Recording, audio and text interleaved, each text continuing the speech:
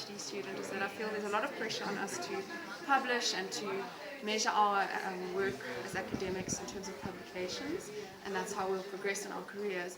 But if we want to do a truly engaged research project that's beneficial to communities and brings about change in the world, I feel like that's time away from our time to publish, and that might impact our productivity as academics. So that's something that I struggle with, and I don't know if you have any thoughts on that. So I mean, we're thinking quite a lot about that and sort of what an individual person can do, and I think that engaged research is probably much more of a team-based approach, and I think within academia you can think about it that way still. So you can still have people who are achieving their PhDs and actually the publications around it, but they're in a larger group, which is actually buffering them to some extent from actually having to achieve all those other things that are necessary for engaged research to occur. So it might be, for example, taking disciplinary master students and from different subject areas and combining them together just in a space, providing opportunities for them to talk to each other. But they're still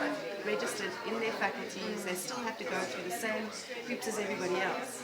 So, it is quite, these interdisciplinary and transdisciplinary kind of projects, as you go up that level of complexity, you're adding more time.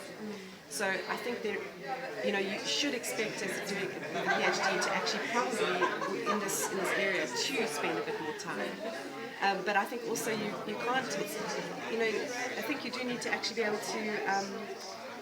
be able to allow other people to actually take some of that pressure away from you, and you need to be, certainly as a young researcher, I think you must be protected a little bit, because the first thing about being an academic is it's all about getting visible, and the way that you get visible is through the papers that you publish, the talks that you give, the numbers of citations of people. So it is a very academic, internal, individualistic pursuit, and that is at odds with those kind of things.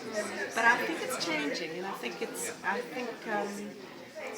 incumbent upon the academics to find ways to navigate through this very, very conservative, traditional shaped institution that's been around, pretty much one of the oldest institutions on the planet, apart from brothels, and churches, so I mean, I think that academia is really, it's stuck around. It doesn't change that easily, but I think there are ways to work around the system, and I think I've certainly in my institution, I've managed to find ways to do that. So do you think, I feel like, I wonder if us young academics should take on a bit of an activist role in that institutional space by asking those questions and pushing those boundaries, or do you think that's too risky for us in this stage of our career?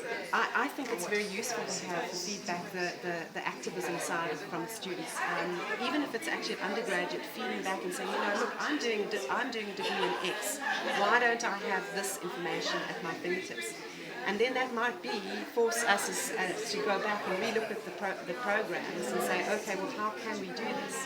And that's not very difficult, because sometimes the timetables are very different in different faculties. It could be a mechanical thing.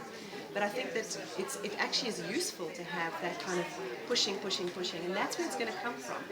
I mean, because we're the older generation of researchers.